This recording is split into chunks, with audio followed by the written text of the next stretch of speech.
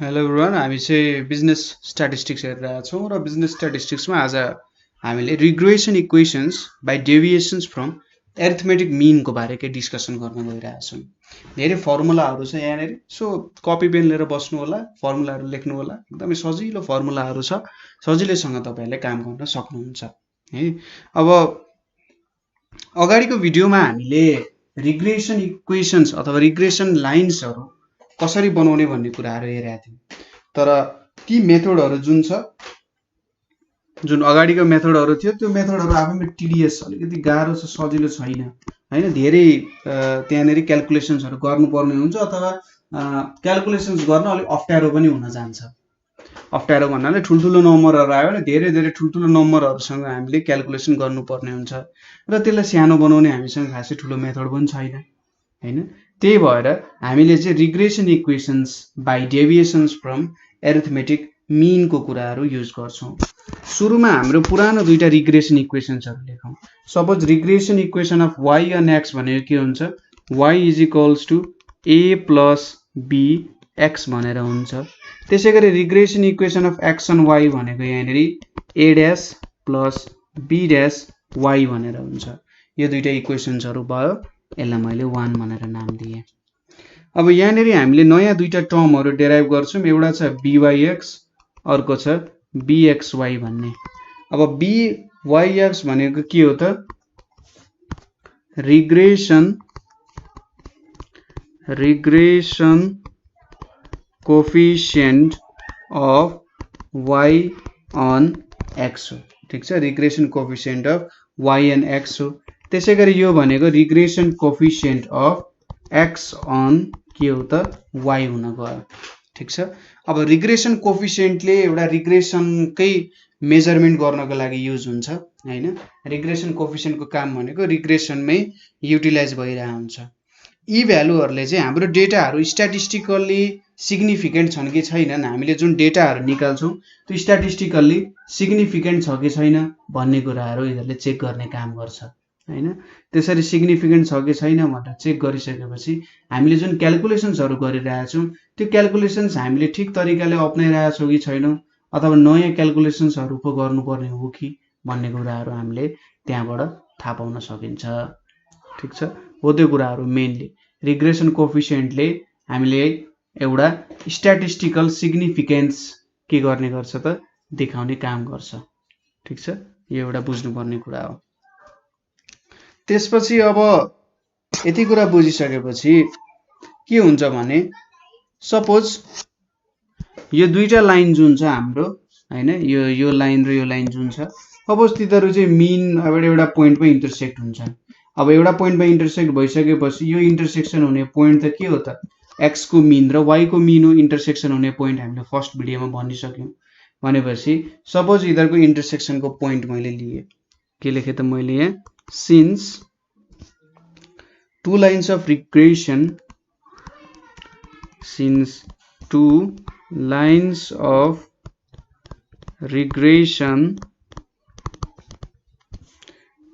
passes through mean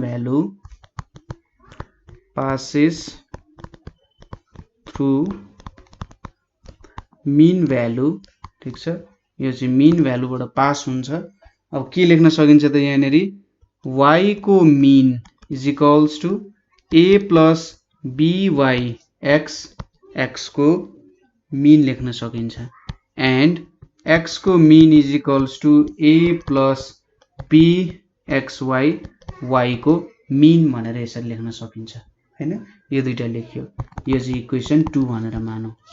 अब 1 र 2 हेर्नुहोस् त एकचोटि, ल यो 1 र यो 2 भयो हैन, सजिलैसँग काम गर्न सकिन्छ।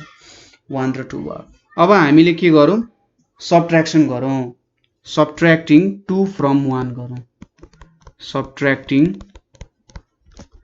2 फ्रम 1 गऱ्यौँ भने हामीले के पाउँछौँ त यहाँनिर, यो एउटा यो सब्ट्र्याक्ट गरौँ, अर्को यो र यो पोर्सन सब्ट्र्याक्ट गऱ्यौँ भने हामीले y minus y bar, sorry y को मिन भनौँ यसलाई, is equals to B yx x minus x को मिन, एन्ड यतापट्टि x माइनस x को mean is equals to bxy y minus y को मीन भेट्न सकिने रहेछ हैन। यो कुराहरु थाहा भयो हामीलाई। ठीक छ, यो दुईटा इक्वेशन्सहरु यहाँनेरि आयो। अब यहाँनेरि हामीले regression of y and x भनेको के भयो त हाम्रो यो लाइनले हाम्रो regression of y and x दियो। किन भन्दाखेरि byx को भ्यालु पनि भेट्न सकिन्छ, एकैछिनमा हामी डिस्कसन गरिहाल्छौं। मीन को भ्यालु त हामीलाई थाहा नै हुन्छ हैन, मीन को भ्यालु थाहा हुन्छ। यो रिग्रेसन कोफिसिएन्टहरुको पनि भ्यालु थाहा हुन्छ। मीन र रिग्रेसन कोफिसिएन्ट थाहा भइसकेपछि त हाम्रो इक्वेसन निक्लिहाल्यो नि त हैन। हो यसरी चाहिँ हामीले के गर्न सक्छौं त इक्वेसन निकाल्न सकिन्छ। यो भयो हाम्रो यो इक्वेसन भनेको regression line of y on x भयो। त्यसैगरी यो regression line of x on y हुन गयो। ठीक छ, यो दुईटा कुराहरु यहाँनेर यसरी लेख्नु पर्यो हामीले। ल भनेपछि हामीले यसरी सल्भ गर्यौं भने सायद झन् सजिलो होला। अब बाँकी रहेको कुरा हाम्रो रिग्रेसन कोफिसिएन्टहरु कसरी क्याल्कुलेसन गर्ने हैन। क्याल्कुलेसन अफ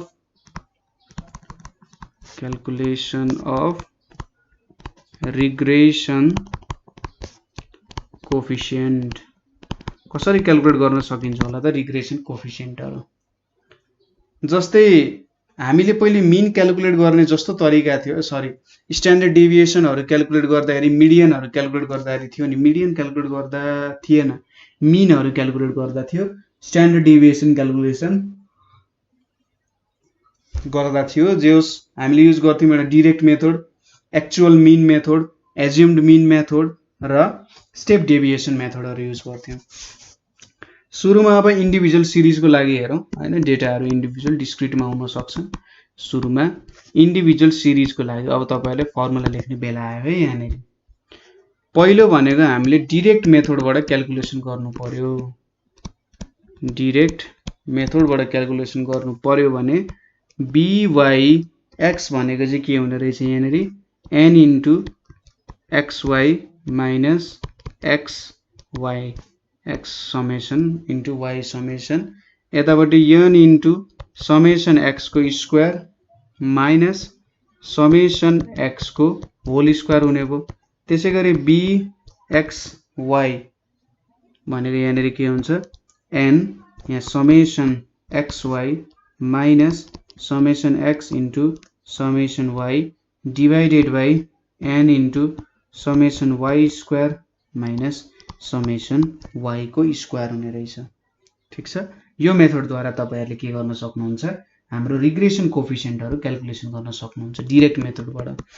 अर्को छ हाम्रो एक्चुअल मीन मेथड।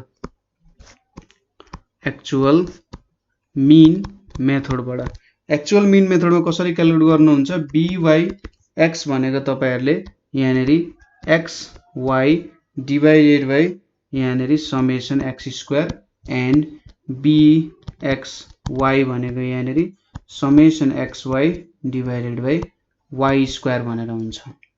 यहाँनेरि अब x भनेको x माइनस x को मीन एन्ड y भनेको y माइनस y को मीन हुन्छ।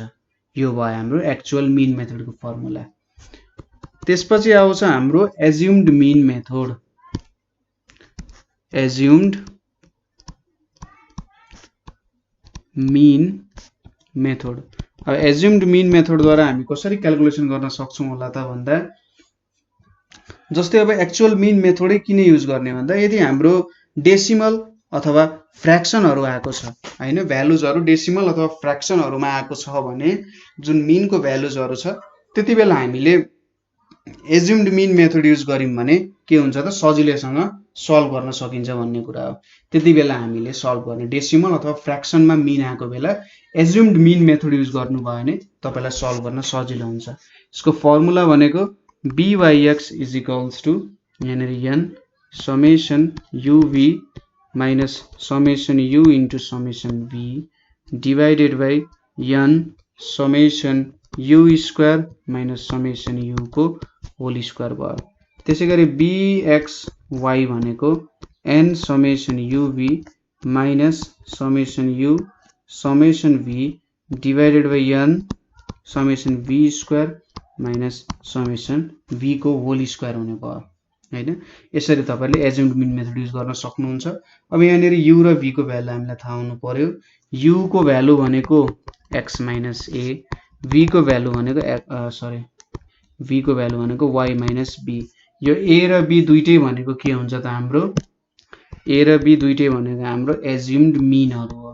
डेटामा कुन मिन छ, अब कुनै एउटा मिन सपोज गरेर क्याल्कुलेसन गर्नु हो है। त्यसपछि अर्को आउँछ यहाँनेरि फोर्थमा स्टेप डेभिएसन मेथड भनेर आउँछ। स्टेप डेभिएसन मेथड भनेर आउँछ। अब स्टेप डेभिएसन मेथडमा कस्तो छ भने भ्यालुजहरु जेसुडा कन्टिन्युअस टाइपको छ र कमन डिभाइजरहरु पनि छ। यसो हेर्दाखेरि डेटामा एउटा कमन डिभाइजर छ भने त्यतिबेला तपाईहरुले स्टेप डेभिएसन मेथड युज गर्नुभयो भने अझै सजिलो हुन्छ। यसको फर्मुला पनि माथिकै जस्तो हो, ठ्याक्कै कपी पेस्ट हैन।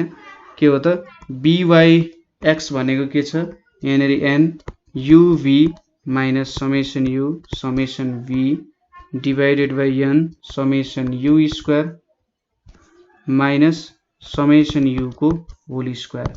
त्यसैगरी bxy भनेको n summation uv minus summation u summation v divided by n summation v square minus summation v को होल स्क्वायर हुन्छ।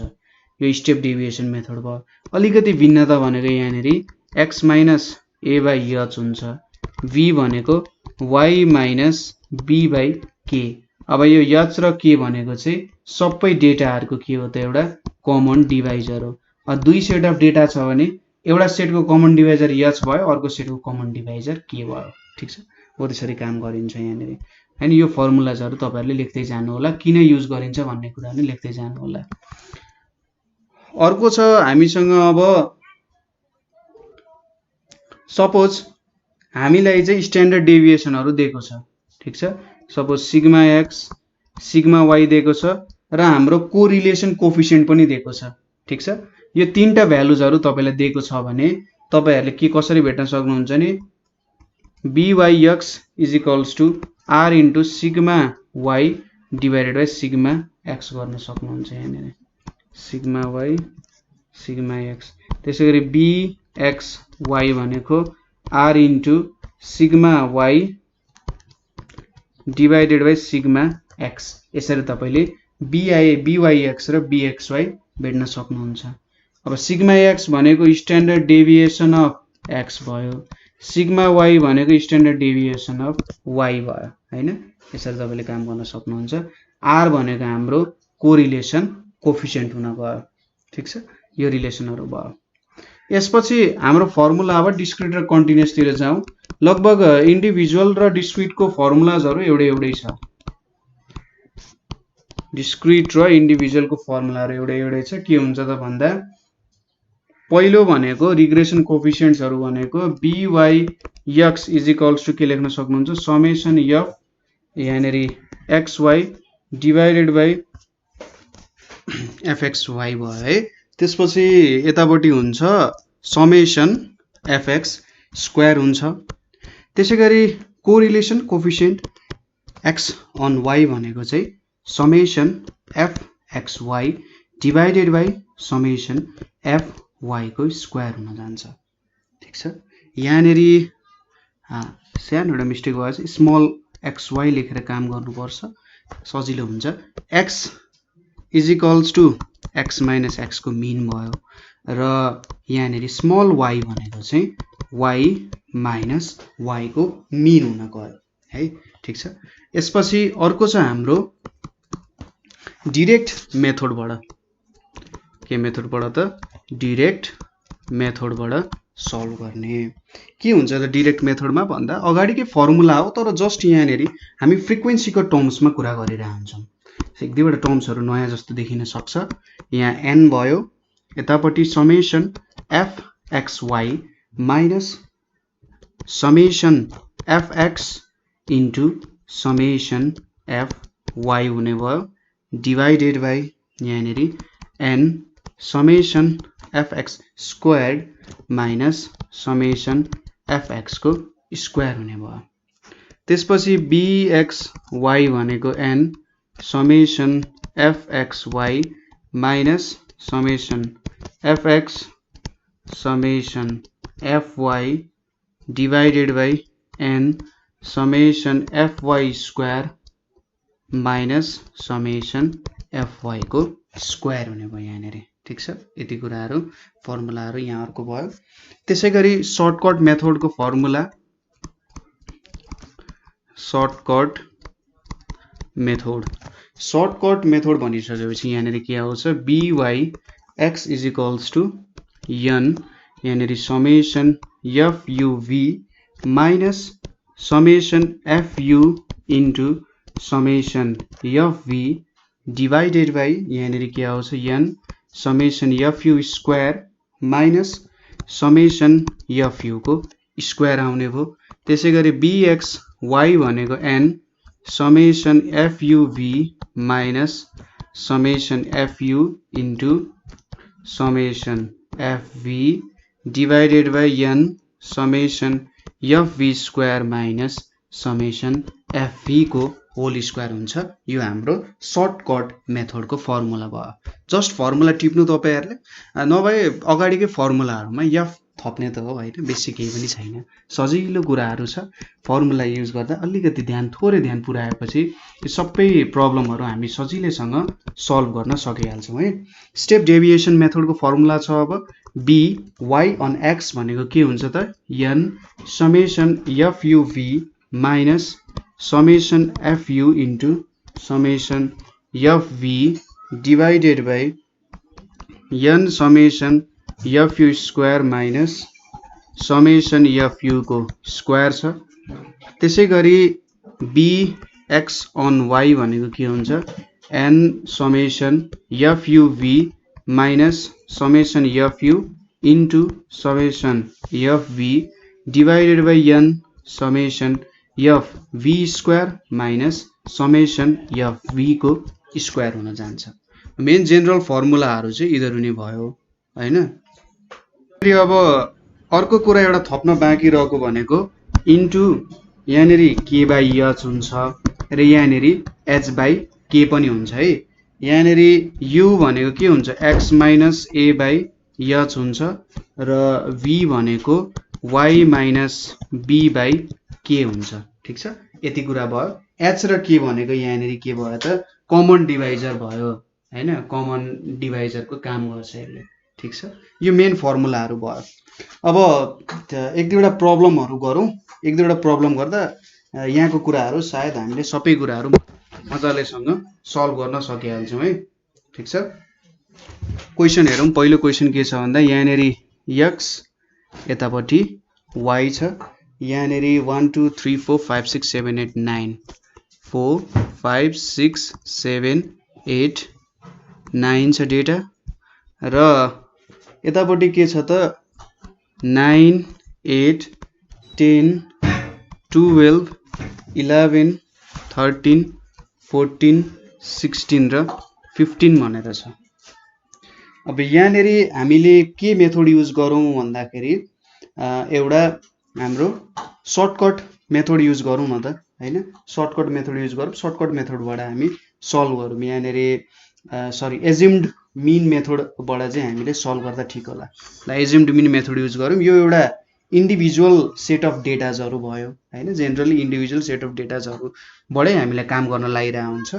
सो यो इन्डिभिजुअल सेट अफ डेटाज हेरौँ। सुरुमा हाम्रो u is equals to x minus a calculate गर्नु पर्यो।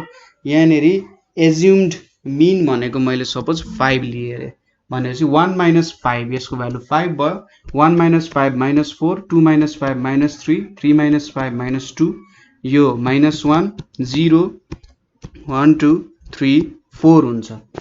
त्यसैगरी v is equals to y minus b हुन्छ हैन। भनेपछि 9 अब यसको पनि 11 सपोज गरौँ न त ल हैन। 9 माइनस 11 9 माइनस बीचको डेटा 9 माइनस 11 भनेको कति भयो त माइनस 2 भयो। त्यसैगरी 8 माइनस 11 भनेको माइनस 3 भयो।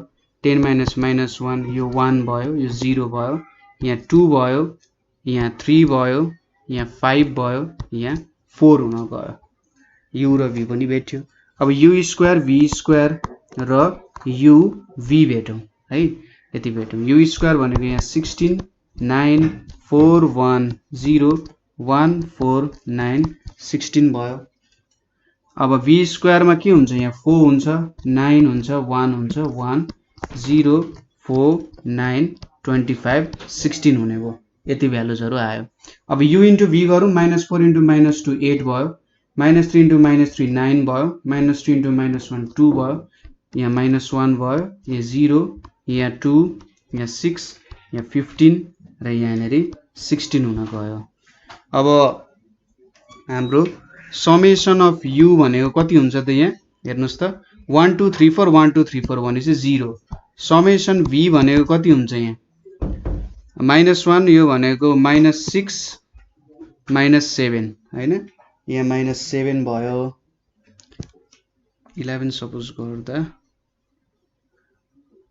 यहाँनेरि ठ्याक्कै 9 10 हैन, -2 8 9 10 11 -3 यहाँ 11 छ, 10 -11 यो भयो, 12 1 भयो, 0 भयो, 13 2 14 3 16 5 15 4 ठीक छ। 9 10 8 9 10 14 भयो, 14 15 15 माइनस हाम्रो कति छ 6 भनेपछि यहाँ 9 आउने भयो।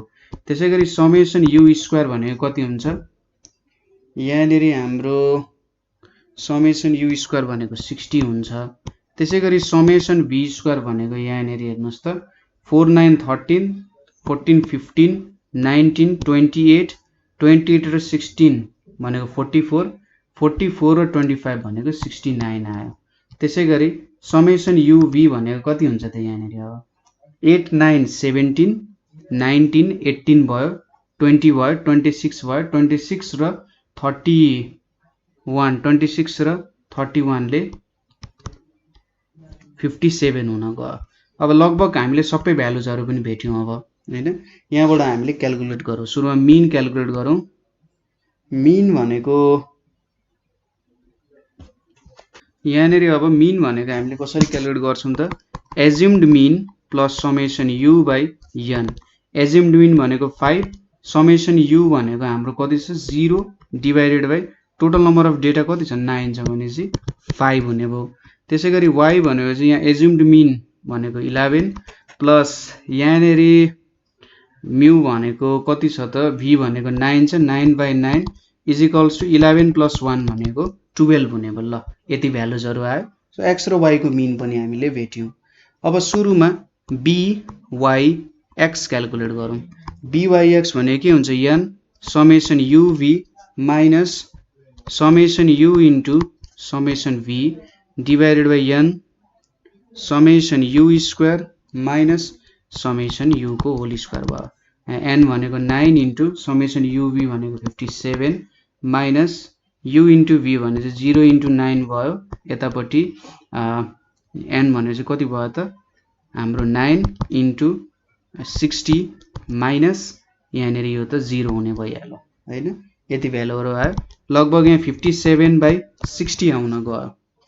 अब यहाँनेरि हाम्रो 57 बाइ 60 आयो। अब यसलाई चाहिँ पोइन्ट को फर्ममा लेख्दाखेरि ठीक हुन्छ।